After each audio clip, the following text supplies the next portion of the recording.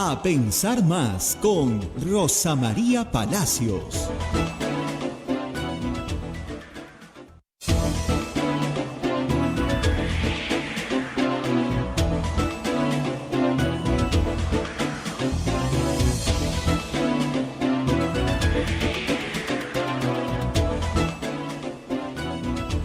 Señoras, señores, muy buenos días, bienvenidos a Pensar Más con Rosa María Palacios desde Radio Santa Rosa para todo el Perú y el mundo. Ya estamos conectados con nuestros hermanos y amigos de Chimbote.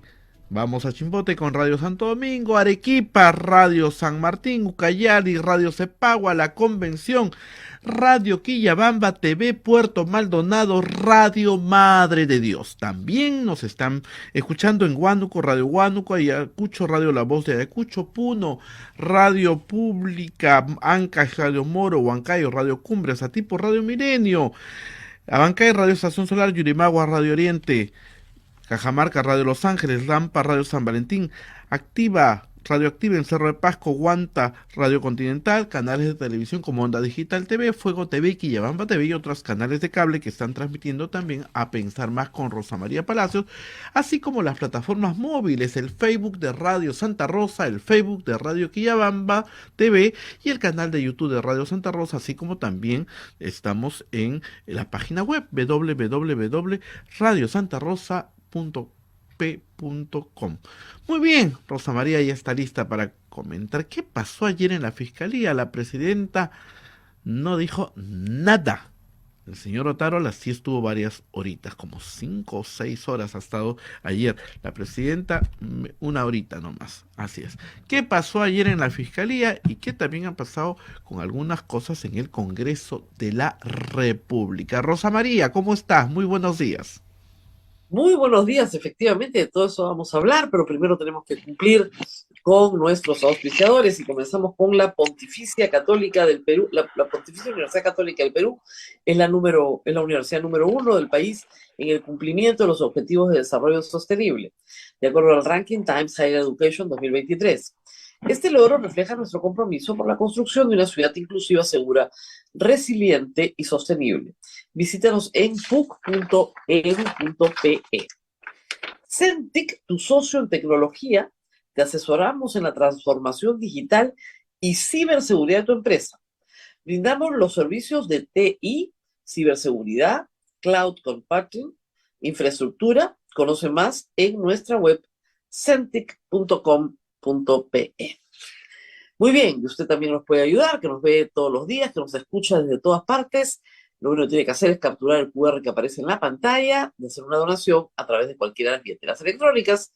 Y de otro lado, si está en cualquier lugar del mundo, no tiene acceso a una billetera electrónica, pero tiene una tarjeta de crédito, nos puede hacer una donación a través del sistema PayPal. Es muy seguro, muy sencillo. Lo único que tiene que hacer es entrar a www.radiosantarosa.com.pe y ahí están las instrucciones paso a paso para realizar su donación. Nosotros vivimos de la caridad de todos ustedes, así que estamos muy agradecidos, como siempre, por su ayuda.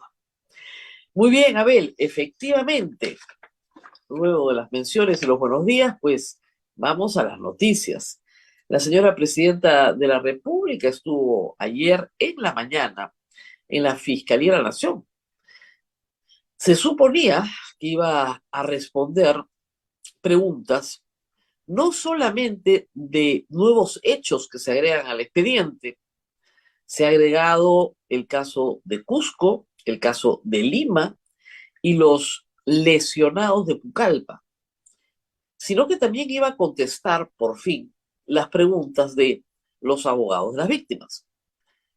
Llegó con su abogado y rápidamente señaló que iba a hacer uso de su derecho constitucional a guardar silencio. Su abogado así la ha aconsejado y luego su abogado dio algunas declaraciones afuera diciendo que las preguntas iban a versar sobre temas sobre los que ya había declarado. Algo que es imposible de saber por el abogado de la señora presidenta porque la fiscalía no hizo preguntas ni dejó constancia de las que iba a hacer. En ese punto, los abogados de la parte civil reclamaron, tenían 47 preguntas para la señora Boluarte y querían que se dejara constancia de que la señora Boluarte no las había contestado y por lo tanto debían estar en el acta. A eso se opuso también la defensa de Dina Boluarte. Eso fue lo que demoró más la diligencia. Finalmente la fiscalía aceptó que estuviesen las preguntas, 47 preguntas, que la señora no contestó. Silencio absoluto. Entre eso y que firmaron las actas, se retiraron. En la tarde llegó el premier, como se dice en el Perú, o presidente del Consejo de Ministros, Otárola. Él sí respondió, pero haciendo referencia en todo momento a su declaración anterior. Entonces, cada pregunta que se le hacía se refería a su declaración anterior. Con lo cual el asunto fue bastante reiterativo. No aportó nada nuevo y llegó a decir en algún momento que de las muertes en Ayacucho se enteró por los medios de comunicación. Miren, yo ayer he vuelto a ver y he compartido en Twitter, y lo haré en el programa que sigue, el video completo de las muertes de Ayacucho. En Ayacucho el ejército asesinó a 10 civiles. Eso fue lo que hizo. De esas 10 muertes, 6 están registradas en el momento en que ocurren en video. Ninguna de esas personas era una amenaza a la vida de ninguno de los que dispararon, que manifiestamente incumplieron con su propio protocolo. La acción de armas dura varias horas, y durante varias horas va muriendo gente. Nadie le reportó al entonces ministro de Defensa, Alberto Otárola, nadie le reportó desde el centro de operaciones que ya tenían bajas, algunas de las cuales habían sido revisadas personalmente por el ejército. Hay una toma donde el ejército, ¿no es cierto?, 4 o 5 suboficiales se acercan a una persona fallecida que habían dejado al lado del grifo, la estaban auxiliando y los que la auxiliaban tuvieron que huir porque los militares les estaban disparando. Y constataron que estaba muerto. Sabían perfectamente que habían matado. No a 1, a 10. Durante varias horas. La ubicación de los militares está en video. Se ve claramente al militar que dispara. Claramente. ¿Me van a decir que el ejército peruano no puede identificar los autores materiales? Bueno, hasta el día de hoy no los han identificado. Los proyectiles son consistentes con la munición del ejército. En un caso se ha recuperado uno de los proyectiles. El ejército dice que durante todo el día prácticamente no dispararon. Es una cosa de locos, la verdad. Estamos en septiembre, terminando septiembre. Estamos hablando de muertes de diciembre del año pasado. Y no se ha adelantado nada. Lo único que sabemos es que lo volverían a hacer. Y así lo dijo antes de ayer Alberto Otárola a los que estaban presentes en el auditorio de Perú mismo, escuchando su conferencia, que no le va a temblar la mano para volverlo a hacer. ¿Para volver a hacer qué? Si según él no sabe lo que pasó. No tiene idea de lo que pasó, se enteró por los medios. La orden era no disparar. Entonces, a él, ministro de Defensa, le incumplen las órdenes en un caso de indisciplina manifiesta y masiva. Le incumplen todas las órdenes y lo ascienden a primer ministro. ¿Tiene lógica? No tiene ninguna. A todos los que dicen no se ha podido probar, Sendero Luminoso está detrás, Yo les recomiendo que vean los dos informes preparados por IDL Reporteros con video. Video, como les gusta, así con video, con video. Que vean el momento en que un chico de 15 años cruza la pista solo y un militar a 60 metros, le dispara. Venía a trabajar. Que vean las imágenes de una niña de 15 o 16 años que estaba con su familia mirando lo que pasaba y le cae el tiro a ella, directo. Vean las imágenes.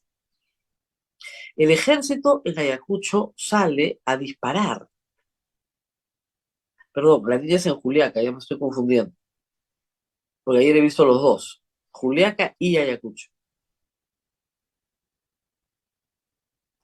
¿Qué necesidad había de matar a 19 personas en Juliaca? ¿Qué necesidad había de matar a 10 personas en Ayacucho? Ninguna. ¿Y qué necesidad había de seguir matando, por el amor de Dios? Hasta llegar al número de 49. ¿Qué necesidad había de hacer eso? La propia Dina Boluarte gritaba, ¿cuántos muertos más quieren? Su silencio, en este caso, es cómplice, pues. No tiene nada que decir, porque todo lo que diga, la va a inculpar. Por eso no puede hablar. Cuando uno guarda silencio es porque todo lo que digas te va a inculpar. Ese es el problema de Dina Boluarte, porque es culpable. Y cuando acabe su gobierno, seguirá siendo culpable. Y los que no quieren ver eso, simplemente no entienden lo que está pasando en el Perú. ¿Había gente haciendo disturbios? Sí. ¿Hemos sido víctimas de estos disturbios? Por supuesto. ¿La población ha sido víctima de estos disturbios? Por supuesto. Sin lugar a dudas. A esas personas se les detiene. ¿Hubo algún intento de la policía de detener a personas? Ninguno. ¿El ejército detuvo personas? A ninguna. Les dispararon. No las detuvieron. Su obligación era detener. Pero si la orden era sacar a la gente del aeropuerto a cualquier costo, eso significa disparar contra población civil. Lo grave de Ayacucho, hay que decirlo, es que si bien la gente llega a entrar al aeropuerto, a las 5 de la tarde no quedaba nadie. Y los muertos, todos son fuera del aeropuerto. La policía los corretea. Eso no es legítima defensa. Y tenemos un país al cual se le engaña, un grupo de gente que no quiere entender la verdad. ¿Yo qué culpa tengo de que esa sea la verdad? Es una verdad horrible, por supuesto que es una verdad horrible y dolorosa, pero esa es la verdad. Si Dina Boluarte no habla, es porque no puede decir nada que no sea inculpatorio. 49 muertos. Dina Boluarte está sostenida por este Congreso y sostenida por un primer ministro que es el que en realidad gobierna, porque ella no tiene ninguna capacidad de gestión. Pero digamos que el gabinete comienza a hacer agua, ¿no? Por muchos lados. Y vamos a cambiar radicalmente de tema. Anoche estuvo la ministra de Vivienda, Jania Pérez de Cuellar. El sector saneamiento está bajo su jurisdicción. Y le dijo a Jaime Chincha que se había enterado del corte de agua de Lima por Twitter. Y ella es una de las ministras más competentes de este gobierno. ¿Cómo puede ser eso posible? Una cosa es que Sedapal tenga autonomía y otra que le quite el agua a 22 distritos. ¿Se puede quitar el agua a 22 distritos para un fin superior? Por supuesto. Por supuesto, nadie puede oponerse a eso. Pero se hace un plan de contingencia bien comunicado, bien elaborado, explicando toda la contingencia. Recién ayer circularon mapas. Recién se ha habilitado una web complicadísima, donde supuestamente pones tu número de suministro y te enteras, yo no he podido. Tienes que llenar un formato, inscribirte, firmar, es una cosa rarísima. La web menos amable del mundo, pero en fin, por lo menos están publicando mapas.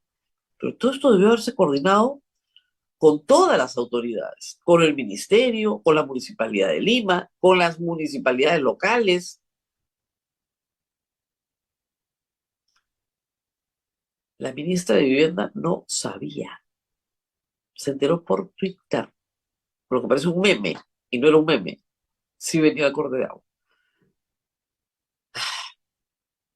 Y bueno, y bueno,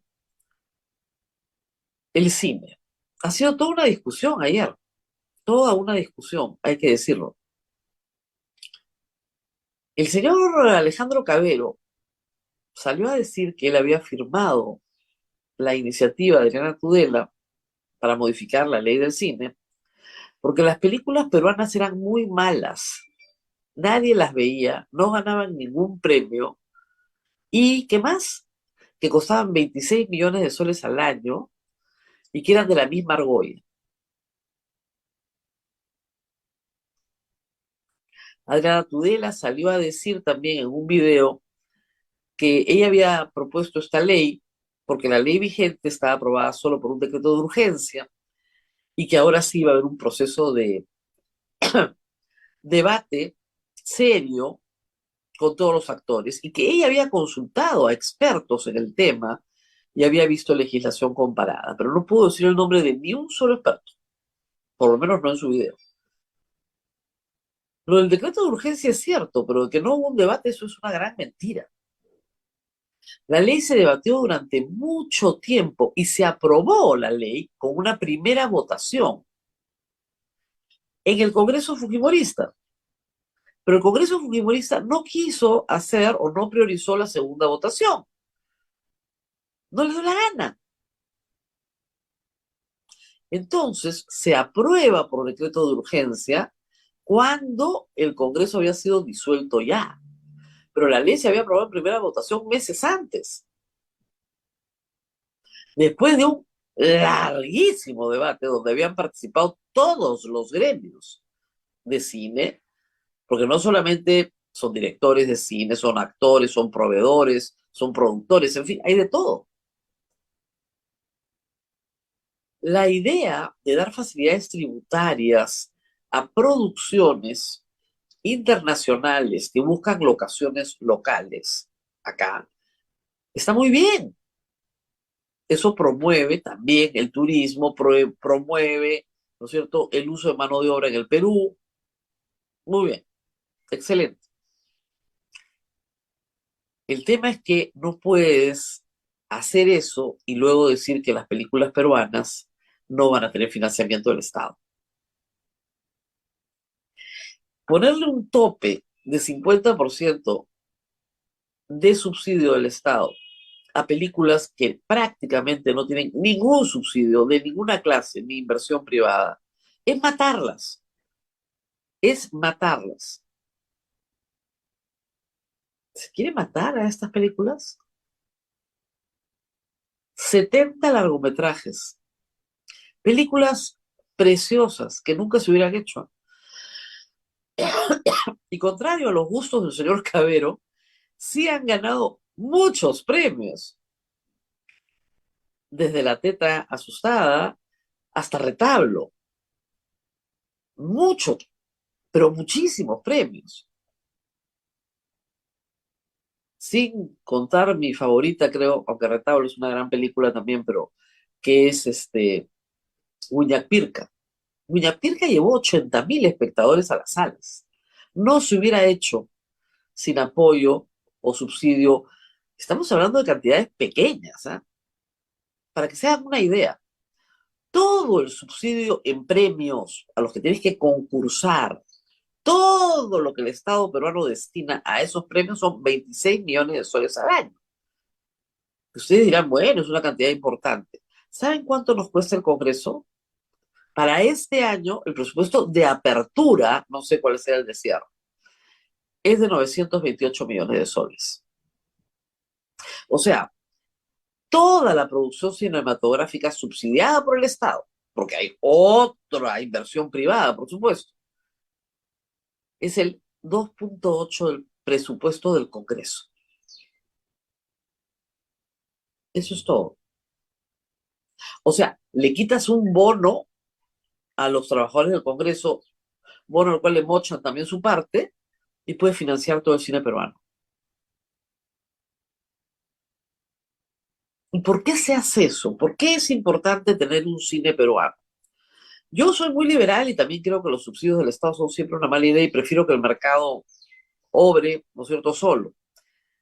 Pero a veces hay que generar, ¿no es cierto?, una industria que no existe, porque desde un punto de vista de la política pública, eso jala un montón de encadenamientos. Les pongo un ejemplo, la gastronomía. Se ha hecho, la verdad, poco desde el Estado por la gastronomía. La gastronomía ha surgido a punta de impulso privado.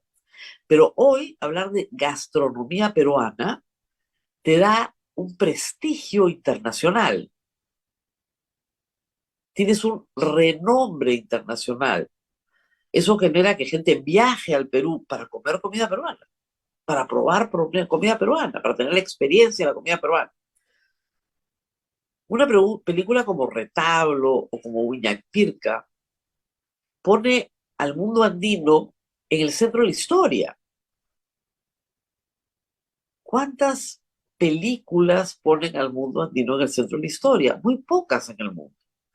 Y puedes terminar construyendo algo que se llame cine peruano y que sea reconocible como es reconocible el cine mexicano o el cine argentino, que es de gran nivel. Pero todos esos cines, y Colombia igual, han florecido gracias a subsidios muchísimo más generosos que 26 millones de soles, ¿ah? Pero realmente generosos. Ayer Marcos Cifuentes ponía el ejemplo de Parásitos.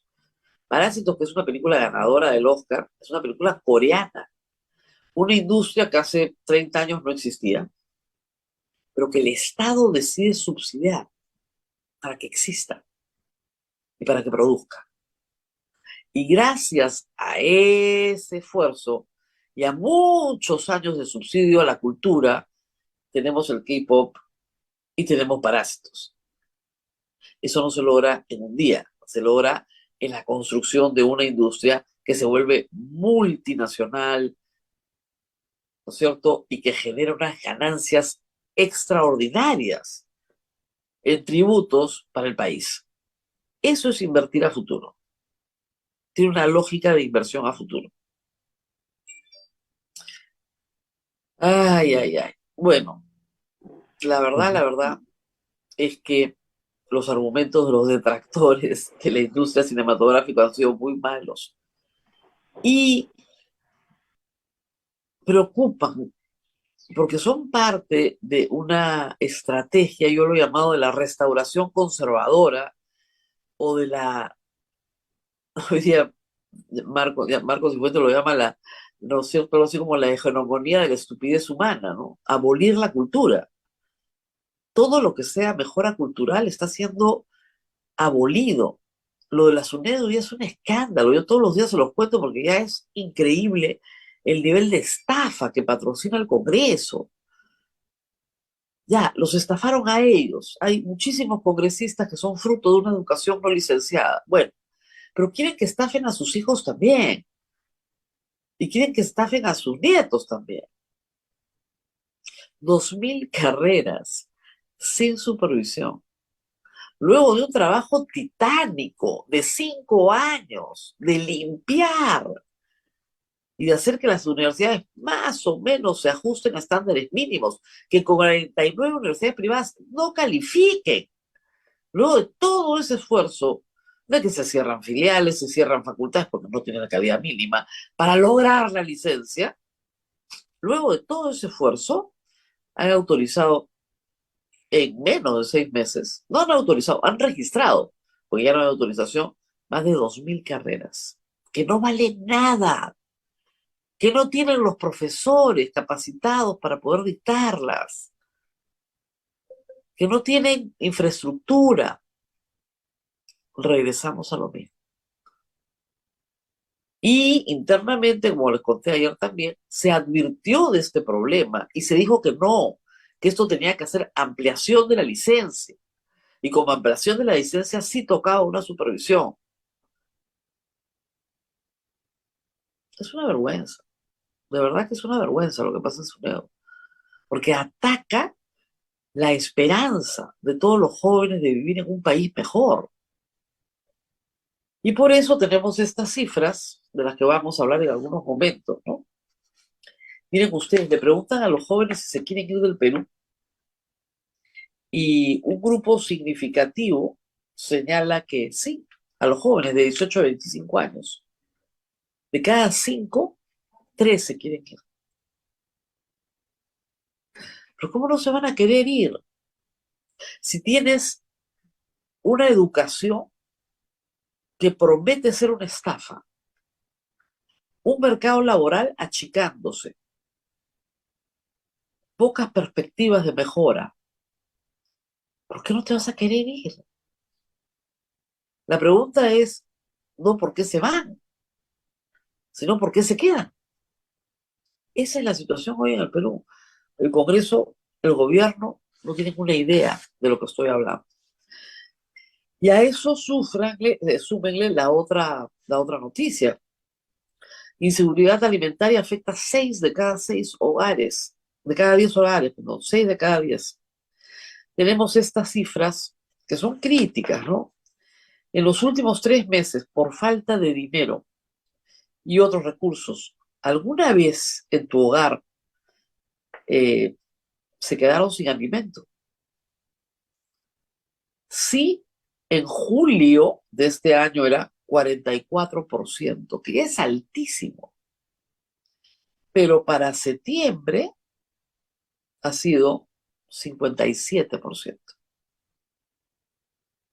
De un mes, perdón, de 3 meses, ¿no es cierto? Perdón, junio de 2022, en un año, más de un año, ha subido 13 puntos la cantidad de personas que dicen que alguna vez en los últimos 3 meses se quedaron sin comida.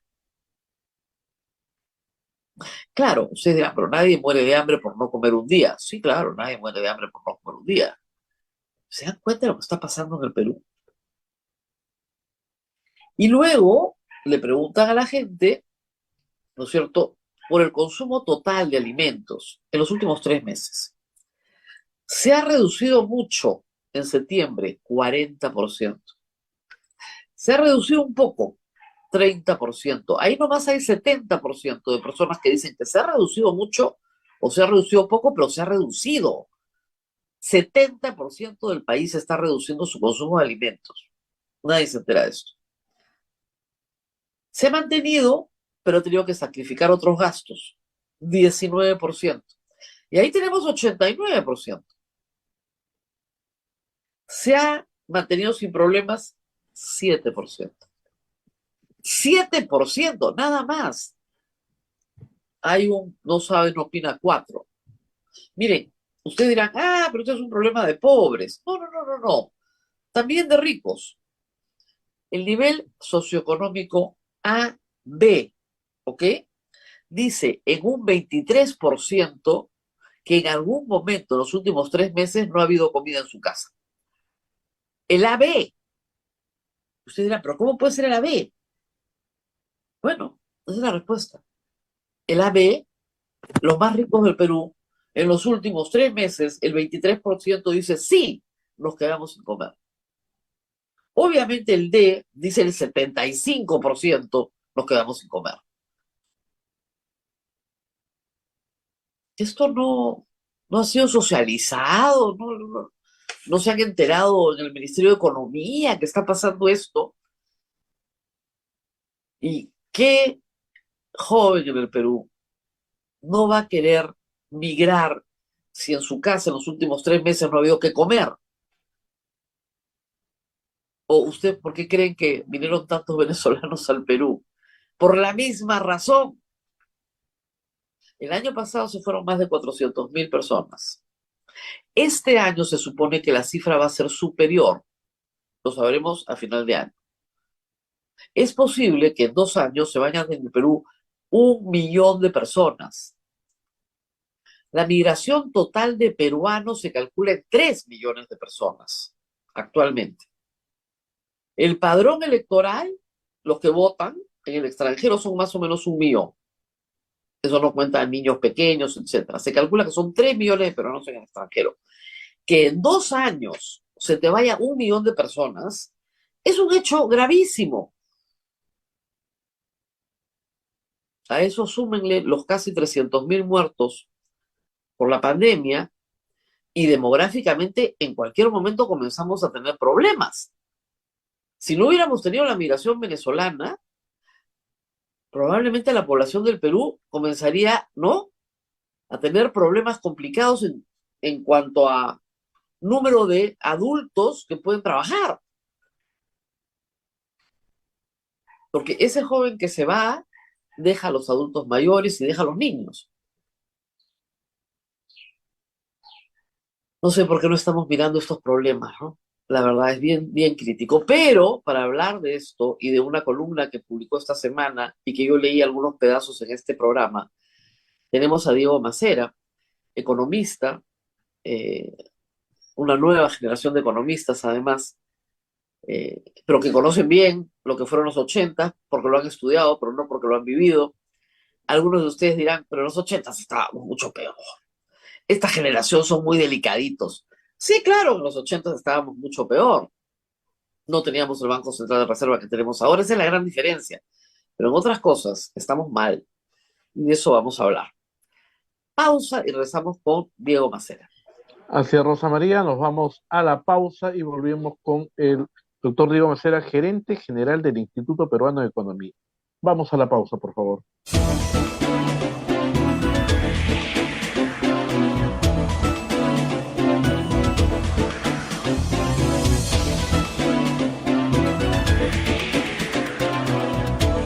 8 de la mañana con 35 minutos, estamos en A Pensar Más con Rosa María Palacios, que ya se encuentra con nuestro invitado, el economista Diego Macera, director del Instituto Peruano de Economía. Rosa María, adelante.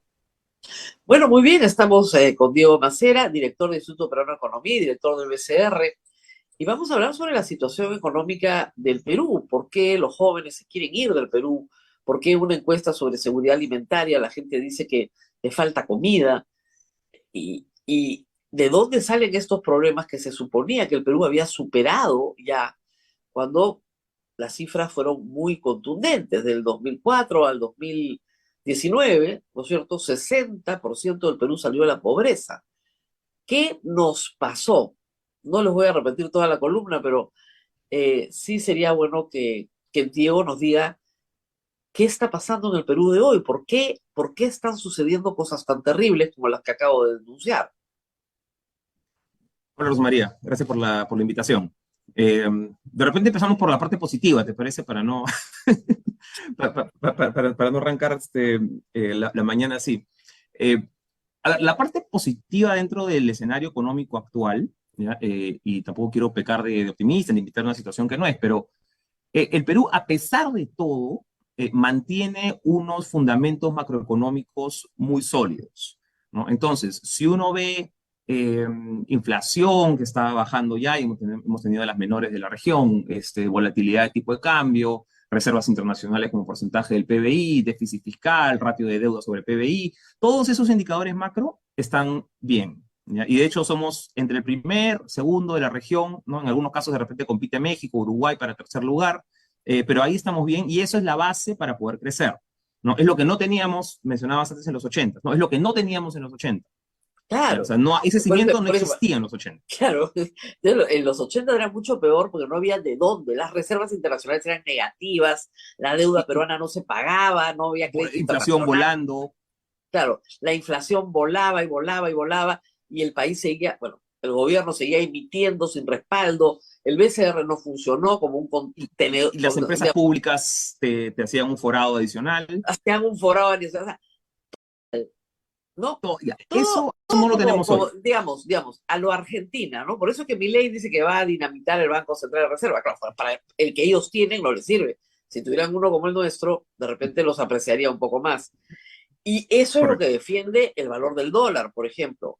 El dólar prácticamente no se mueve y más bien cayó desde digamos, las expectativas de Castillo. Ahora está en 3.7, 3.8, pues estuvo en 4. O sea, es una moneda sólida. El sol es una moneda Sí, sólida. y nosotros estamos muy acostumbrados a que fluctúe muy poco el dólar, ¿no? Y en una economía chica y abierta como el Perú, eso es raro. Entonces, claro, acá es portada en gestión, en otros diarios, ¿no? Pues si el dólar se mueve 3%, 4% es portada. No, eso en Argentina es un martes. Sí, claro. Y México, Colombia, Chile, sobre todo Brasil, no tienes muchísima más volatilidad, ¿no? En el Perú hemos logrado tener un tipo de cambio que cuando el resto de economías, el resto de sus monedas se aprecian, el sol no se aprecia tanto. Cuando se deprecian, no se deprecia tanto el sol. Entonces, esa es una fortaleza de la economía peruana que, como otras macro, no teníamos en los 80. Y eso nos permite pensar que, a ver, y de nuevo, para cerrar la parte positiva, que sí hay fundamentos que nos dicen, podemos crecer si nos lo propusiésemos, ¿no? Y hacemos las cosas más o menos bien, los cimientos para construir y volver a llegar a tasas de 4 o 5% existen. ¿Ya? Esa es la parte buena. ¿Ya? Además, y me mencionabas también hace un ratito, hemos venido de un proceso muy largo de mejoras. O sea, no estamos más allá de la coyuntura, no estamos como estábamos en los 80s en términos de pobreza, en términos de ingresos por persona, en términos de clase media. No, eso hemos mejorado muchísimo en los últimos 20, 25 años. ¿No? O sea, tasa de pobreza pasó pues de 60% casi en el 2004, que es la última cifra comparable que tenemos. Ojalá pudiéramos ir más atrás, pero la última cifra comparable que tenemos es 59 y pico por ciento en el 2004, a lo mínimo que estuvimos, pues que justo antes de la pandemia, cerca del 20%, son casi 40 puntos porcentuales de reducción en un periodo relativamente corto. Ahora, sí es verdad que desde, vamos a decir, 2015, porque hay la tentación de decir, oye, esto es no, esto es del último año, no, esto es No, no, no, no, no. ¿no? No, y dicen, no, como antes crecíamos, sí, pero la verdad es que desde el 2014, 2015 ya el Perú se empieza a desacelerar, ¿ya? Y se empieza a parecer más al resto de la región, ¿ya? Y aquí un dato interesante es, mira, nosotros crecimos mucho más que el promedio regional, digamos 2004 a 2014, crecimos bastante más que el promedio regional. Luego del 2000, Porque veníamos de muy atrás. O y sea, veníamos de muy atrás, yo es cuando le un catch explico up. a mis alumnos la Constitución del 93, le digo, el 93 éramos un país muy pobre, muy pobre. Y algunas reglas económicas se entienden en la Constitución porque éramos un país pobre, pobre, pobre. Y comenzamos a crecer y crecimos mucho, Y crecimos mucho. muchísimo, mucho. Luego nos empezamos a desacelerar, 2014, 2015. Ahora, desde el 2004 al 2021, el Perú creció todos los años más que el promedio de la región, ¿no? Algunos bastante más, otros un poquito más, ¿ya? Pero todos los años crecimos más, excepto el COVID, ¿no? 2020 ya es una cosa Claro, fuera de la caja, ¿no? fuera la queja. Ya, pero digamos, 2004 a 2021, todos los años el Perú creció más que el promedio de la región. Eso lo rompimos el año pasado. El año pasado fue el primer año en muchísimo tiempo, bueno, COVID aparte, no, en el que el Perú creció menos que el promedio regional. Entonces ya no estábamos más con esa estrellita de economía superestrella. ¿No? Y este año, muy probablemente, casi con seguridad, vamos a crecer de nuevo menos que el promedio de la región, ¿no? Latinoamérica debe crecer al 1.9, quizá 1.8 este año. El Perú, pues con algo de suerte, crece cerca de 1. Entonces, y acá lo importante es que, claro, hemos corregido las expectativas, y eso es lo más, sin necesidad de que medie, pues, una pandemia, ¿no? O sea, no ha habido, pues, una gran crisis internacional, no ha habido una cosa así demasiado grave. Tenemos que ver qué pasa con el niño, podemos hablarlo en un ratito. Pero por lo pronto no hemos tenido nada demasiado grave en el segundo trimestre y sin embargo durante el segundo trimestre redujimos las expectativas como nunca antes, por lo menos desde que yo tengo memoria, se habían reducido en ausencia de una gran catástrofe. ¿Ya? Yo creo que eso sí tiene que ver en parte con que el año pasado la confianza estuvo en negativo. ¿Ya? Y claro, esto toma, eso a veces hay un tiempo que toma en madurar, ¿no? O sea, lo que yo no hago, las decisiones de inversión que yo no tomo el año pasado, ¿no? Las empiezo a sentir mucho más este año, ¿no? Y lo mismo va a pasar el próximo año, ¿no? Las decisiones que no se han tomado este año las vamos a sentir, ¿no? Los siguientes meses o el siguiente. Pero el tema de fondo es, el Perú creo que no ha hecho ninguna reforma significativa para mejorar su competitividad en por lo menos, vamos a decir, pues 10 años, siendo generoso, quizá 15. Nos hemos un poco dormido en los laureles, pensar que somos no, la estrella de Latinoamérica, ¿no? Y que el crecimiento Lo viene que dices en el garantizado. artículo es que el problema no es que el Perú esté recesado, porque de una recesión se sale, y se sale rápido, pues sabemos cómo salir. El problema es que el Perú está estancado y vamos a cumplir 8 o 9 años estancados. Y eso Es es serio, eso es mucho más serio, porque claro, una recesión, no, pues te viene el niño, tienes la crisis internacional, te viene la pandemia, ok, o sea, que gasto público, ¿no? Ves cómo bajan las condiciones, mejoran las condiciones monetarias, de eso se sale y los países salen de las recesiones, ¿no? Depende de la recesión, pero un año, 2 años te toma y de repente y regresas a una tendencia ojalá similar a la anterior. Ese no es el caso nuestro, ¿no? O sea, entonces, por eso discutir, oye, recesión, no recesión, 2 trimestres consecutivos de caída, no, ok, podemos discutirlo, pero eso en verdad sí, no importa tanto. ¿Ya? No, lo que importa es que estamos entrando ya no en un periodo de crecimiento de 5%, 6%, sino mal acostumbrándonos a lo que nos corresponde es de 2 a 3%. ¿Ya? Entonces, ahora, y tendríamos que estar ¿qué hay? celebrando que el próximo año crecemos 3. Así es. Vamos a hacer así, sacar el recetario. Yo recuerdo mucho a finales de los 80, todos los economistas serios del país sabían exactamente qué hacer. Y el gobierno no lo hacía, qué desesperación. Hasta que finalmente se tuvo que hacer en situaciones pues ya catastróficas, ¿no? Pero, si, ¿qué es lo que se tiene que hacer? O sea, ¿cómo salimos de un estancamiento? O sea, ¿qué es lo que se tiene que A ver, hacer? Si sabemos cuál es el problema, ¿qué es lo que tenemos que hacer? sí, esa salida es mucho más difícil, ¿no? Porque como es un problema de largo plazo, no tienes una solución de corto plazo. No es que, oye, mañana gasto más déficit fiscal y listo, solucionado el problema. Claro. No, eso es algo que se ha venido gestando por una década, ¿no? De repente un poco más, ¿no? Que no tenemos ninguna reforma importante. Entonces, va a tomar un tiempo salir, ¿no? No vas a corregir todo. Ahora, ¿por dónde tiene que ir? Y acá nadie tiene que inventar la pólvora. O sea, Claro. eso está bastante estudiado a nivel internacional. O sea, tienes patrones de competitividad más o menos claros, ¿no? Que te dicen, importantísimo, número uno, largo plazo, crecimiento, ¿ya? No puedes permitir que tu educación primaria, secundaria, superior, no sea educación de calidad, ¿no? Pues Y no esté Diego, enfocada al mercado laboral. pero suponte que hayas invertido en educación de calidad y si te van 400.000 jóvenes. Y es una tragedia eso, la verdad. Es una Ya, o sea, lo que tragedia, es hemos lo que la tenido, gente no sí, es entiende. una Se están tragedia. yendo los jóvenes del Perú, donde ya el país invirtió en mano de obra calificada, universitaria. Los primeros que se van, se van. Sí, eso es el problema de salida de, ¿no? El brain drain que dicen en Estados Unidos. Ese es un problema que le empieza a pasar a que no lo teníamos tanto nosotros en realidad. Claro, tuviste una buena salida fuerte en los 80s en ese momento, pero mi impresión, y acá anecdótica, no tengo evidencia, pero No, mi impresión era que hace 10 años o 15 años la mayoría de chicos pues quería estar acá, ¿no? Que se quería hacer, ¿no? El Perú tenía otra figura, se veía a un largo plazo más optimista, ¿no? Y ya en los últimos años, no necesariamente pues los chicos más ricos, ¿no? De los mejores colegios, no, no. no, sino ya hay una sensación mucho más generalizada, ¿no? En muchos chicos y chicas, ¿no? De que, oye, sabes que estoy mejor afuera. Y eso es una pérdida, en verdad, eventualmente irreparable, ¿no? Y la sienten muchos países de Centroamérica, ¿no? Que han tenido salidas de los chicos más motivados, más capacitados, ¿no? En El Salvador, en Honduras, etcétera, ¿no? Y son problemas serios que nosotros no teníamos tanto que discutir, no lo discutíamos hace 10 años, y ahora sí es un tema, porque ¿quién te hace la política pública? ¿Quién te hace empresa? ¿Quién te hace innovación? Ellos. Claro, No hay mucho más. O sea, ellos son los que tienen que jalar la palanca en las los siguientes jubilados décadas. no van a hacer eso. No tiene que hacer la gente Los que comenzar. tienen la palanca son ellos. Entonces, ese sí es un problema central. Eh, tenemos que crear las condiciones para que se quieran quedar. ¿Ya? ¿Cómo creas condiciones? Lo más importante es mejor trabajo. ¿Ya? Lo más importante por lejos es mejor trabajo.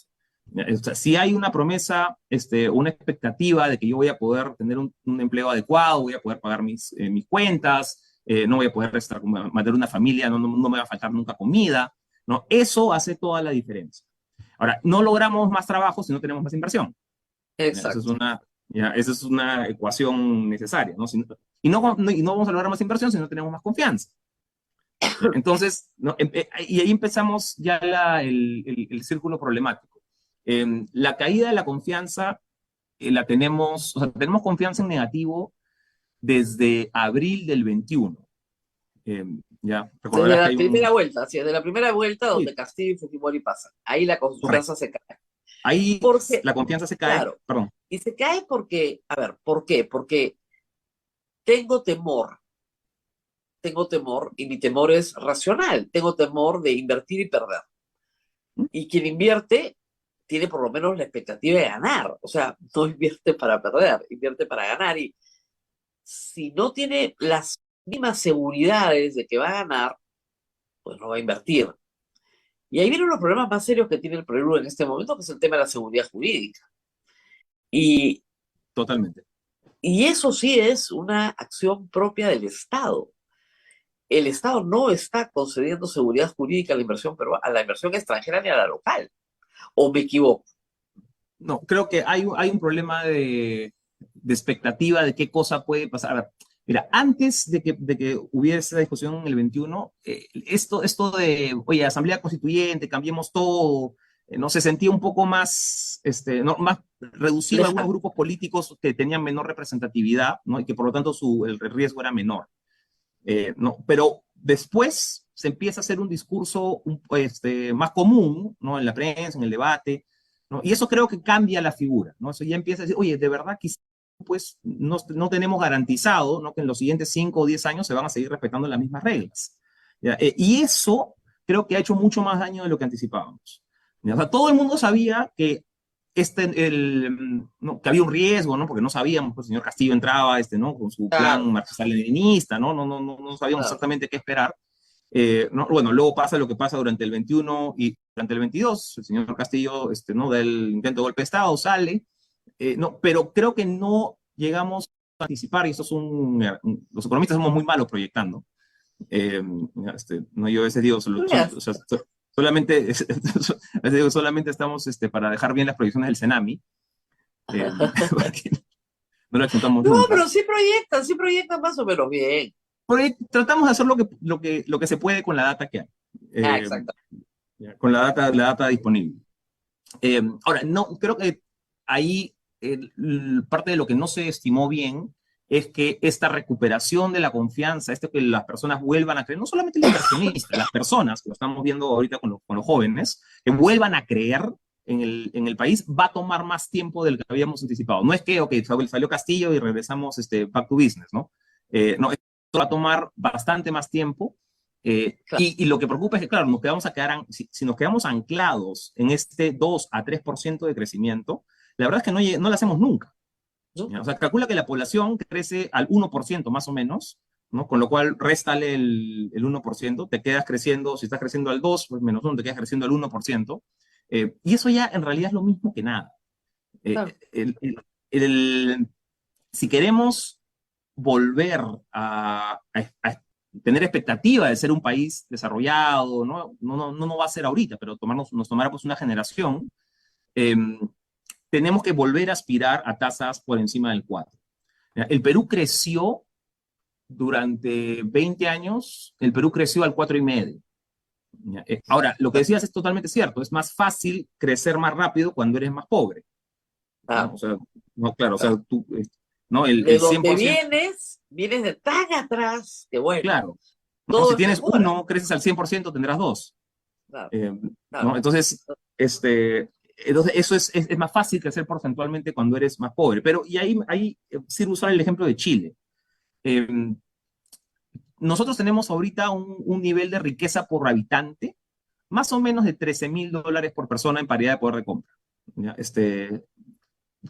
Chile tenía en los mismos $13.000 por persona en paridad de poder de compra, más o menos hacia mediados de los 90, ¿no? 95 para ser exacto.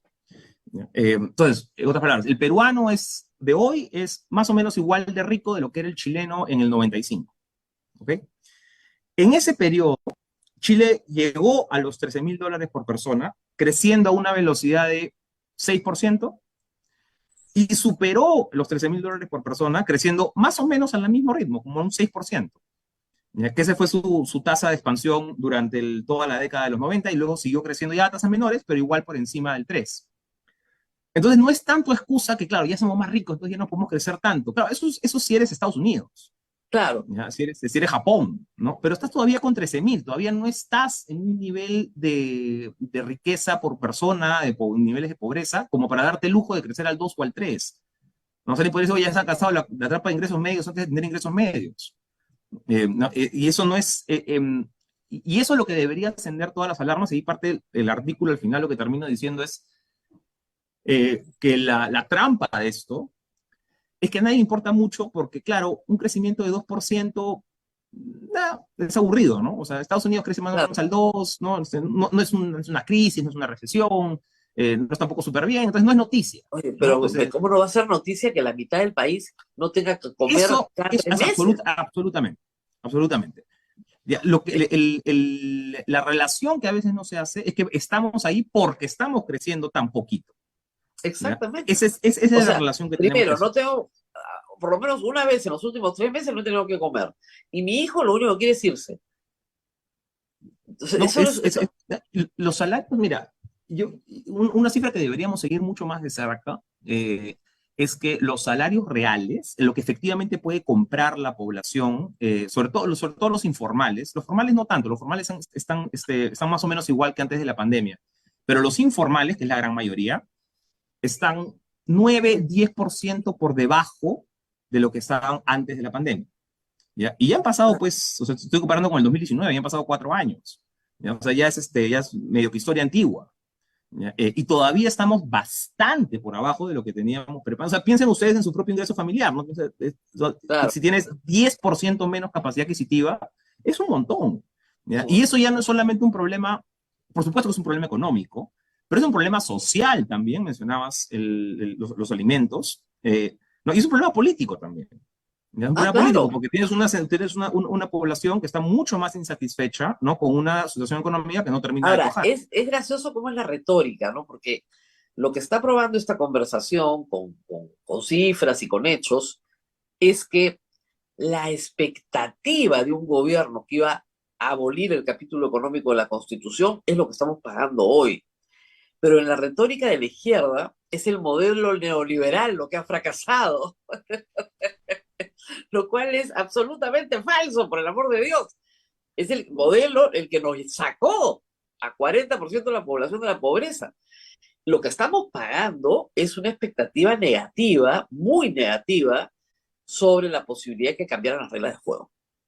Y lo estamos Exactamente. pagando Y eso ha demorado más, o sea, creo que ese golpe en expectativa está demorando mucho más de lo que pensábamos que iba a Ahora, demorar, ese miedo. lo que rescato de esto es qué tan importante puede haber sido en las decisiones de inversión la Constitución del 93, ¿no? Sobre todo desde el retorno a la democracia. O sea, ahí el inversionista internacional evalúa el marco legal y dicen, bueno, si la Constitución me garantiza mi propiedad y la Constitución me garantiza mi inversión, yo puedo invertir tranquilo. Sí, ese ha sido el ancla que hemos tenido en los últimos años, ¿no? Y creo que es lo que, digamos, el peor escenario que podríamos tener es que se abra de nuevo un proceso constituyente. O sea, ese es el riesgo de cola más grande no solamente para los inversionistas, en realidad para cualquier ciudadano. ¿Ya? Porque ahí ya entras a foja cero de respecto de a qué cosa tienes derecho. Tengo derecho a mi casa, no tengo derecho a mi casa, tengo derecho a vivir aquí, no tengo derecho Claro, a vivir aquí. y Esa es la regresamos foja a la cero. retórica. No, además hay que ver el éxito que tiene la retórica en la empresa pública en el Perú. Hoy, después de lo que sufrimos de los 80, me gustaría jalar a la gente a los 80 para que vean lo que eran las empresas públicas de los 80 y dijeran, no, qué horror.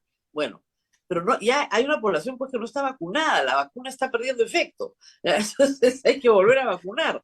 Pero Ahora, ojalá, a ver, yo creo que había un mejor caso en Petroperú, ¿no? Había un mejor caso para defenderlo. Yo siempre he pensado que no, que debería tener más participación privada, pero eh, hasta hace unos años, Petroperú decía con respecto de Talara, oye, no te preocupes porque esto lo vamos a pagar nosotros cuando empiece el flujo, ¿no? Cuando empiece a producir Talara, esto lo pagamos, entonces no le va a costar nada al contribuyente.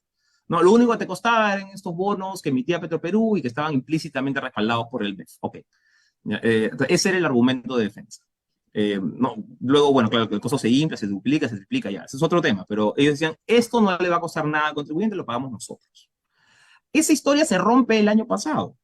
El año pasado, ¿no? Petroperú pide entre una cosa y otra unos 2.000 millones de dólares más o menos, en cifras de dólares. consultoría. Una locura lo que ha perdido. Un Una montón de locura. plata.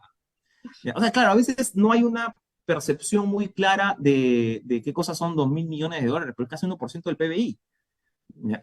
¿Ya? Y esto ya no sale del flujo de Talara, no, eso ya sale de tu bolsillo, de mi bolsillo, no del bolsillo de quienes están escuchando o viendo. Entonces ya no hay esta historia este es mi flujo, no y separado, no, ahora sí me estás costando plata y este año ha vuelto a pedir. ¿Ya? Este año ha vuelto, o sea, otra vez con lo mismo. ¿Ya? Y ese es exactamente lo que pasó en los 80 con las empresas públicas. Igualito. Solamente que habían 300, no, solo que habían 300 empresas públicas. Solo Eso que era teníamos más 300, ¿no? Y que además se podía financiar con la emisión del Banco Central de Reserva, cosa que hoy no se puede. Gracias a Dios. Es una gran diferencia.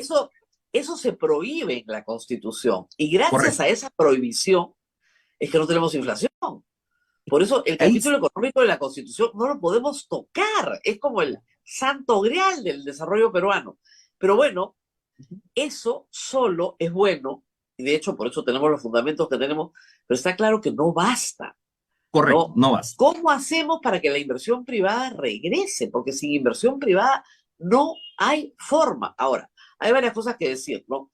El comportamiento de la SUNAT, el comportamiento de los alcaldes, el comportamiento de los gobernadores. Nada de eso contribuye a la seguridad jurídica en el Perú.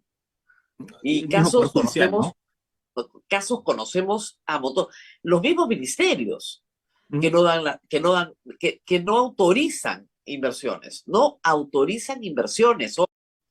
Se dan el lujo de detener inversiones. Organismos reguladores que se dan el lujo de detener inversión privada. Hoy. Y no hay alguien arriba que diga, no me paran nada que sea inversión privada, por el amor de Dios. Tienes que tener una decisión comprometida desde lo más arriba. Porque abajo ya hay en algunos sectores pues una maraña de trámites, documentos, que han ido haciendo metástasis, ¿no? Que han ido creciendo en los últimos años, ¿no? En el principio básico de funcionamiento del Estado, ¿no? Donde, claro, para más pues tener un poquito más de puestos de trabajo, ¿no? Tienes un poquito más de poder, tienes un poquito más ¿no? Y esto va creciendo poco a poco, vas creando otra regla, vas creando otro sistema. O sea, en vez de simplificar, en vez de hacer trámites mucho más cortos, ¿no? Para generar inversión, lo que generas es más bien un cierto nivel de mercantilismo dentro del Estado. No, y por eso es que se desfila ante la oficina del congresista para que autorice una inversión, para que gestione una inversión, para que haya un lobby para una inversión, y es la madre de toda la corrupción peruana. Sí, y la gente, lo que no se entiende a veces es que mientras pones más reglas y más trámites, a veces es más fácil entrar en esquemas de corrupción, porque le das más discrecionalidad al funcionario público para autorizar o no autorizar. Luego necesito el otro sello, autorizo o no autorizo. Entonces, ahí estás creando los problemas. No lo estás solucionando poniendo más reglas, estás creándolos. Entonces, ahí hemos tenido, pues, como decía, unos 10 años donde hemos perdido competitividad comparado con otros países de la región que han hecho algunas reformas, ¿no? Colombia ha avanzado bastante más rápido que nosotros, ¿no? Incluso Chile, que ya estaba más adelantado, ha tenido algunas reformas. Hoy día las pruebas grandes de hidrógeno verde, por ejemplo, están siendo en Chile y no acá. Ya con nosotros tendríamos perfectamente el potencial para empujar muchísimo más esa industria, que podría ser una de las grandes industrias de la siguiente década. Y aprovechando, Perumín, el gran motor de todo ese crecimiento fue la minería. Fue un extraordinario ciclo de metales que coincidió con una apertura, que coincidió con muchas cosas, que hace que el Perú crezca a la velocidad que creció. La inversión minera ha decrecido a niveles, pero trágicos. Sí, Y para claro, este nadie año, hace inversiones de ese volumen gigantescas en un año. Te toma 5 o 6 años para que madure. que es mucho, ¿no? ¿No?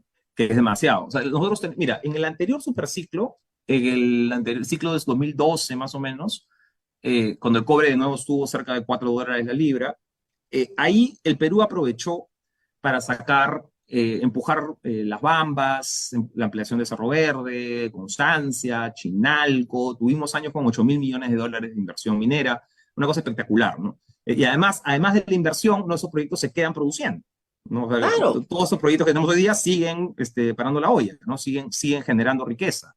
Eh, ok, acabó el superciclo, bajó la inversión, ¿no? Pasan 8 años, 6 años, ¿no? Regresa el superciclo del año pasado, antepasado. eh, ¿Y qué cosa tenemos para mostrar ahí? nada. Básicamente nada. O sea, culminó Quellaveco, ¿no? Que es el único grande, pero que venía de más atrás. Y luego, hacia adelante, pues ojalá pueda salir No Zafranal. solamente nada, sino que hay un conflicto social permanente en la Puerta de las Bambas que está en las, ¿no es cierto?, portadas del mundo, donde le estás diciendo al inversor, mira, acá es bien difícil, porque las Porque, reglas no están claras. y ya no solamente son con proyectos, ¿no? Que ¿no? En el caso de Conga, por ejemplo, ¿no? Ahora son incluso con empresas en operación, Claro. cosa que no tenías tanto antes, Es ¿no? que, Que ha sido es el que, caso a de... ver, claro, es que no habían tantas en operación y además porque el tema ya no es ambiental, dejó de ser ambiental hace años. El tema es dame plata. Sí, Entonces, en todos el tema es plata, o en casi todos claro, el tema es plata, para no ser es justo, en dame casi todos plata. el tema es Entonces, esas reglas que tienen que estar perfectamente claras antes de invertir terminan no estando claras porque la inversión tiene un cálculo de lo que va a ganar y resulta que no va a ganar eso.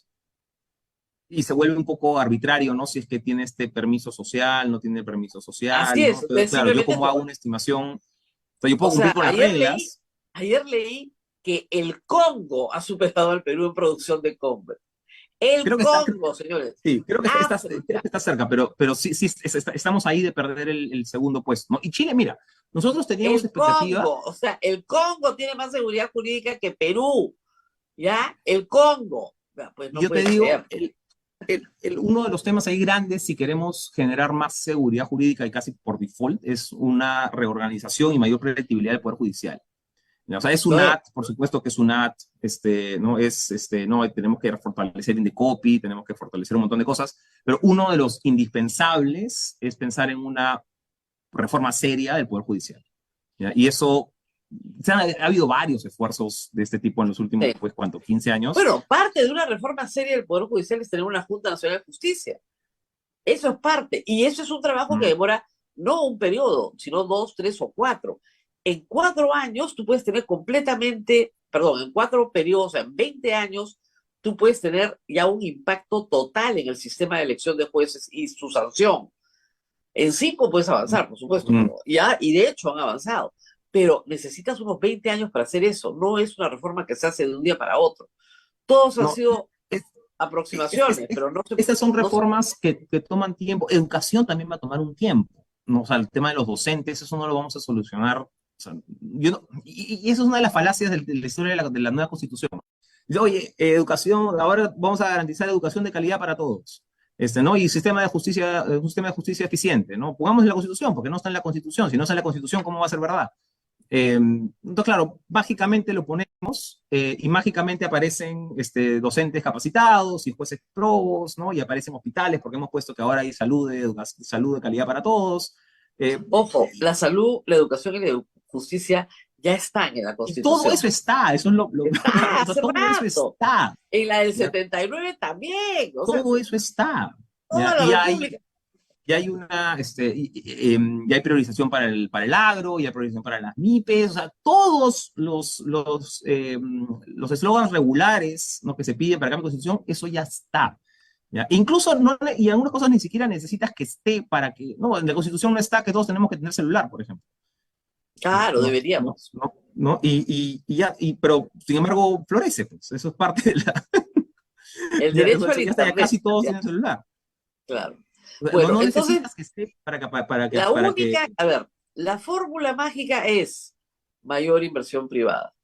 Para tener mayor inversión privada tienes que tener mayor seguridad jurídica. Si no, nadie va a venir. No, Confianza. no hay manera. Si no, no hay manera. Predictibilidad. Y mira, yo no quiero que me regales, o sea, el inversionista no pide que me regales nada. Ya No, solamente nada, quiero que no, me no. digas qué cosa va a pasar o sea, qué cosa puedo esperar más o menos en los ¿Qué siguientes 5 o impuestos me 10 vas a años. Nada cobrar? más. Claro, ¿qué impuestos me vas a cobrar? No, ¿qué impuestos me vas a inventar? Nada más quiero que me digas qué cosa puedo esperar en los siguientes 5 o 10 años.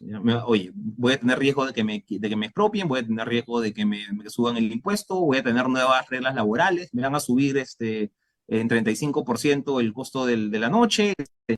No, ¿a qué reglas voy a estar sujeto? ¿Ya? Y Exacto. eso no está claro acá, y creo que con lo que pasó con el señor Castillo, no, se abrió la puerta de que, oye, incluso las reglas más básicas no No, no, podían estar en entredicho. y esa es la paradoja, ¿no? Porque, a ver, la mayoría de las personas que votan por una opción de izquierda votan porque creen que va a haber mayor progreso para los pobres, porque se van a ocupar de los pobres. Y son justamente los gobiernos que aniquilan la confianza, no permiten que venga inversión privada, y al no haber inversión privada, los principales perjudicados son los más pobres. No, y la propia ineficiencia del gobierno. O sea, Bueno. solo los fertilizantes es dramática. ¿Ya? O sea, Oye, y a quién perdóname, estás perjudicando ahí? el gobierno todavía no te puede dar un pasaporte el mismo día que vas. O sea, sin cita y sin viaje de emergencia. Yo voy y digo, por favor, mi pasaporte. Hasta el 2019 te lo daban. Aquí, ¿Mm? en el Óvalo Gutiérrez. Yo bajaba, por favor, sí, regresen 2 horas. Me tomaban la foto, regresaban 2 horas, recogían mi pasaporte. Costo del trámite, 40 soles, me demoraba 2 horas. Y tenía el pasaporte. Hasta hoy día, este gobierno, igual que el anterior, no te puede dar un pasaporte. No hay citas. Vaya a Loreto, vaya Madre de Dios. Eso es lo último Sí, que me entera. sí, Entonces, sí, sí. si un gobierno no te puede dar un DNI, no te puede dar un pasaporte, ¿cómo esperan que venga inversión privada? Y claro, ¿y cómo esperas pues que haga cosas muchísimo más complicadas? ¿No? O sea, Como lo que reformar la educación o reformar, ¿no? Están preocupados por cosas absolutamente absurdas, como el sexo en los colegios, ¿no? Yo le digo a y los la, papás, la, la- y la el sexo prioridad, está acá, todo el sexo que quiera, por Dios. No está en los libros de texto del colegio que los chicos no leen, está acá. Bueno, en fin, aquí el gobierno podría tener como meta, oye, yo no voy a reformar la educación, no voy a reformar, eso es un tema que de repente excede pues a la potencia política que puede tener este gobierno. Pero pensemos, oye, vamos a sacar Majes y vamos a sacar no, Chavimoche, ¿ya? Y vamos a sacar 3 o 4 proyectos grandes de minería, ¿no? Y vamos a cerrar brecha de infraestructura en estos 2 o 3 lugares. Ya, punto. Eso es lo que tenemos que hacer. Pero hoy día, si tú le preguntas, oye, ¿a dónde está yendo el gobierno? ¿Cuáles son sus prioridades? No, a cualquier persona que esté ahorita, yo no sé. ¿Ya? nadie No, ¿cuáles sabe. son, cuáles son Pero las si el prioridades? ministro dice que Tía María está en la agenda y el día siguiente dice que Tía María no está en la agenda, nadie sabe. Ojalá Tía María estuviera en la agenda, pero nadie sabe, ¿No? nadie O sea, sabe. necesitamos una manera de saber cómo mido al gobierno. O sea, en 3 años, o lo que dure, ¿no? En 3 años, ¿cómo te evalúo? ¿No? O sea, ¿cumpliste o no cumpliste? ¿En función a qué? ¿Ya? Entonces, ahí agarrar de repente 2 o 3 cosas donde puedas efectivamente poner el ojo, ¿no? Marcar la atención, discutir con el Congreso. No te pido que reformes todo el país en 3 años, eso claramente nadie lo va a hacer, pero cómprate 2 o 3 prioridades. ¿Ya? Ya no quedan 3 años, ¿ah? Quedan menos. Queda Porque menos, ¿no? en 2 años estaríamos en primarias, si es que este gobierno se queda hasta el 2026. Pero si hay hambre y hay migración, yo no sé cuánto tiempo aguante. Ahora, Diego Macera me dijo, yo de política no sé nada, o sea que no me preguntes, o sea que no le voy a preguntar de política. Te Muy agradezco. bien, muchísimas gracias por haber estado con nosotros, prometimos hasta las 9:10 y son puntualmente, no, 9:12, pero le No hay agradecemos problema, no hay problema. muchísimo a No, Diego. muchísimas gracias, Rosa María. Siempre encantado. Aprovecho para hacer la pausa, ¿no es cierto, Abel? Así es. De 30 Sí, segundos y Rosa nos María. despedimos del invitado y Rosa seguimos María, nosotros. perdóname, ¿puedo usar de tu espacio 30 segundos? Hay una cosa bien importante que es, hay, hay riesgos de desborde, avalanchas en Ancash, en la laguna Parón, ¿no? Y otras. Se ha alertado por el CENAR, se ha alertado el ANA, ha alertado CENAMI, ¿no? Ahí tienes un montón de población en riesgo. Entonces, aprovechando, abusando de tu espacio, esto es algo que tienen que mirar las autoridades porque una cosa es demorarte con un trámite, lo que estábamos discutiendo, y otra cosa es demorarte con algo que realmente está poniendo en riesgo a la vida Ahora, de aclaremos el decenas. punto. Sí. ¿Es por lluvias en este momento? No, esto ha venido desde hace ya algunos meses subiendo, ¿ya? Y no ha Allá. habido ya, el nivel y no ha habido, en cualquier momento puedes tener una avalancha, puedes tener mayor lluvia, ¿ya? Y esto se desborda. ¿Ya? Ya hay pedidos desde el alcalde, hay pedidos de diferentes autoridades y no se ha recibido mucha reacción de parte del Ejecutivo. ¿Ya? Entonces, de nuevo, Laguna de una cosa Parón. es, sí, Laguna de Parón. Entonces, una cosa Pero es no es, demorarte con un trámite claro, y pero otra cosa ojo, es no es la demorarte algo que única. puede comprometer vidas. Si el problema está en la Laguna de Parón, hay que revisar que no estén las otras también en la misma situación. Sí, de hecho tienes una más ahí cercana que está más o menos en la misma situación, la nota periodística que ha hecho salida hace un par de meses, y eso sí es imperdonable, no te puedes demorar ahí. No, o sea, de nuevo, eso Ahora, es algo que... el gobernador tiene que salir, los alcaldes tienen que salir, el Sí, gobernador tiene que sí, pedir auxilio. el alcalde, el gobernador no sé si ha salido, pero a los alcaldes lo hizo tratar de moverse, dice que ha venido a Lima a tratar de reunirse con el ministerio, entonces Porque eso no es una... tienes dos posibilidades, o comienzas a desfogar la laguna lo más rápido que puedas, por donde puedas, ya, o comienzas a evacuar a la población. Ya se han prohibido las actividades turísticas ahí desde hace un mes o 2 meses, porque es una laguna donde se iba mucho, una laguna muy Claro, la linda, Laguna Parón es conocida. y ya se han prohibido, ¿no? Justamente por estos riesgos, pero hay riesgo más, hay un riesgo grande que creo que tiene que atender el Ejecutivo pronto. Muy bien. Y nada más, no hemos hablado del fenómeno del niño porque vamos a volver a invitar a Diego Macera cuando nos esté lloviendo, va a estar con nosotros. Ese es un tema, sí, sí, pero una estadística rápida para cerrar con eso. En finales de mayo, el ENFEN esperaba que la probabilidad de que hubiese un fenómeno del niño entre moderado y grave era de 42%, ¿ok? 42% a finales de mayo. Mediados de septiembre, o sea, el último que ha habido hace un par de semanas, ha subido 82%. Claro. ¿Ya? Entonces, lo que esperábamos en mayo ya no es lo mismo de lo que esperamos en septiembre. O sea, hay una probabilidad bastante mayor, el doble, más de 80%, ¿ya? De que estamos enfrentando un posible fenómeno del niño entre moderado y fuerte. ¿Ya? Entonces, eso es algo Pero a lo que... Diego, yo no estoy en el EFEM, pero no ha habido invierno. O sea, cualquier ama de casa te Sí, sí, puede lo decir, puedes ver acá. no ha habido invierno. Y ayer se han roto todos los récords de calor en el Perú, con 41.7 en Loreto, cosa que jamás se ha registrado en el Perú. La temperatura más alta registrada histórica del Perú, 41.7, en septiembre. Y ahí, y regresando un Agárrese. poco, o sea, no es un problema que va a tener que manejar este gobierno, pero es un problema que también arrastramos desde hace, o sea, no puede ser pues que en 6 7 años no hayamos construido la infraestructura para atender un fenómeno que sucede cada 6 o No, 7 y años. además, perdóname, cuando en marzo tuvimos el niño costero, todos me querían matar por decir que iba a llover y llovió como loco. Bueno, en mayo, que ya estaba la situación bajo control, tenías de mayo a septiembre 6 meses para construir a toda velocidad infraestructura. Alguna estaba avanzada, otra no. Ahora, nos lo dijo entonces, ya la habían sacado presidenta de De la la Organización reconstrucción. de la Reconstrucción. Dijo, necesitamos 20.000 millones de dólares más. Y no hay forma en este momento de hacerlo. No, Pues pero son eso 20 lo tenías que hacer en el 2019 o en el claro, 2018. Ya claro, estamos en el 2023. son 20 cuencas. Bueno, comience a trabajar, Sí, avance lo que sí. pueda, y de nuevo, será una obra de 20 años, pero hay que hacerlo, porque si no, lo que pierdes es mucho más que lo que, Totalmente. este, No, lo es que que el tienes que costo, reconstruir, y, ¿no? y vidas no las reconstruye, ¿no? Bueno, muy bien, seguimos conversando en los minutos finales del programa, pero me he quedado muy preocupada. Estaba revisando la información sobre la laguna de Parón. Si alguien tiene más información, hay que comenzar a tratar sobre este tema, porque, como dice Diego Macera, un trámite puede demorar, pero que una laguna se desborde no demora, es lo que va a pasar. Y si ya te han advertido que los niveles de la laguna están completamente fuera del lugar donde deben estar en esta época del año, es porque si apenas llueva o apenas, ¿no es cierto?, se incremente el deshielo, pues simplemente la población que está debajo queda sepultada. O sea, estas cosas hay que informarlas y el Estado tiene que hacer inmediatamente lo que corresponde. Si hay que desaguar la laguna, hay que desaguar la laguna controladamente y evitando los daños a las personas. ¿Por qué no podemos trabajar con un poco de prevención, no?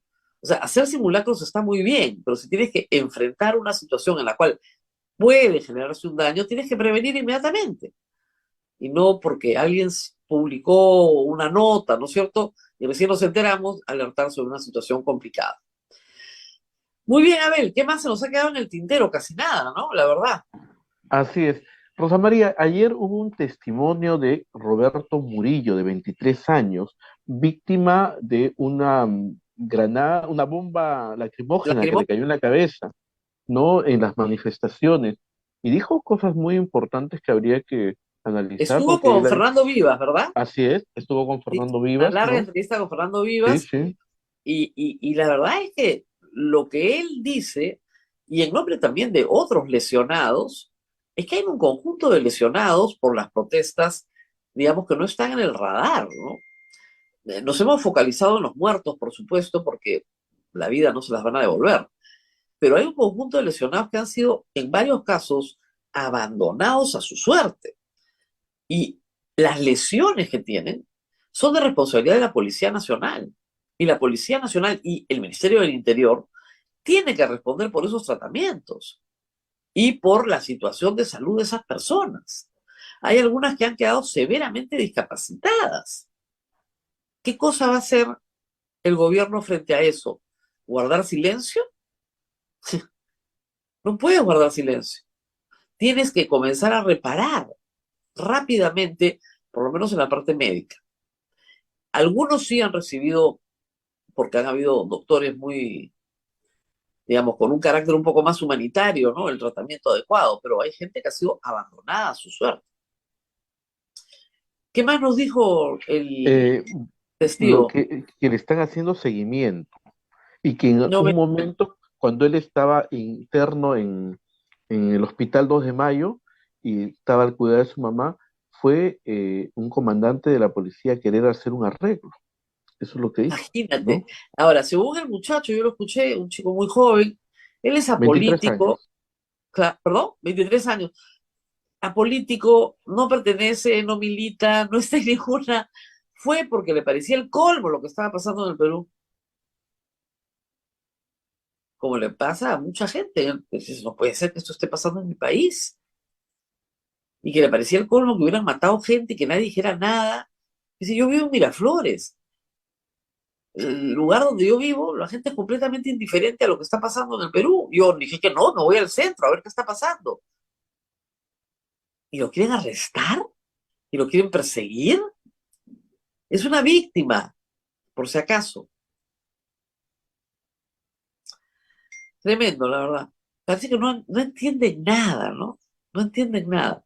Recomiendo a todos, de nuevo, yo lo voy a poner, dura 10 minutos, el reportaje que hicieron Rosa Laura y César Prado de IDL Reporteros, reportaje ganadora del premio Gabo, nada menos, eh, donde dan cuenta de 6 de las 10 ejecuciones por militares en Ayacucho.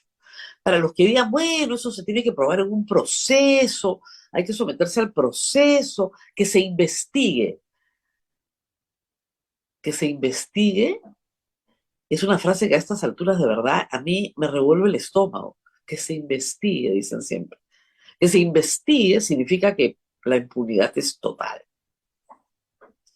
Vean el reportaje y después me dicen si no dispararon a matar a personas que no estaban protestando o a personas que no eran una amenaza a la vida del policía o del militar, porque esa es la única circunstancia en que puedes disparar al cuerpo a matar, cabeza y tórax. Están todas las necropsias. Y las necropsias no mienten, son bien claras, no hay nada más concreto, siempre digo que un cadáver. Cadáver no te miente. Ahí está pues el hueco que dejó la bala. Vean eso. Y aunque sea, como yo les decía, los empresarios que aplaudieron a optar el otro día, ayer, aunque sea por su propia conveniencia, de verdad, por sacar adelante proyectos mineros, no deberían aplaudir una barbaridad como la que dijo. Lo que dijo es que lo volvería a hacer. ¿Y a dónde lo hizo?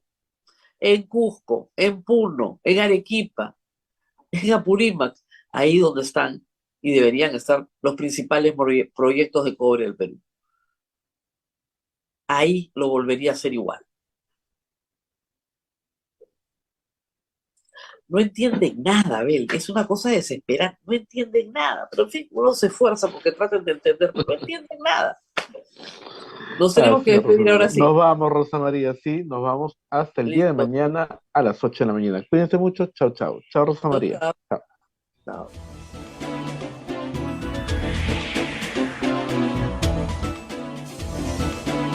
Hasta aquí, A Pensar Más con Rosa María Palacios.